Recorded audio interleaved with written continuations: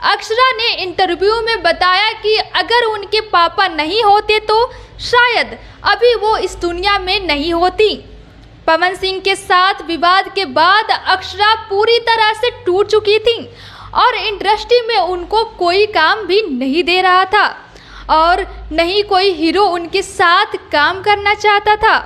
पर अक्षरा सिंह के पिता ने कहा, अगर मरना है तो मर जाओ, नहीं तो शेरनी के जैसे जियो और सबका सामना करो। इसी बात के बाद इस अक्षरा सिंह ने कभी पीछे मुड़कर नहीं देखा। आज भी अक्षरा भोजपुरी इंडस्ट्री में टॉप अभिनेत्री और गायिकाओं में गिनी जाती है। हाल ही में उनकी एक फिल्म हिट भी हुई है जिसका नाम है डार्लिंग। इस फिल्म ने अच्छा व्यवसाय किया है और अक्षरा सिंह के इस कदम ने यह साबित कर दिया है कि लड़कियां कभी कमज़ोर नहीं होती और लड़ने का मन बना ले तो कुछ भी हासिल कर सकती हैं।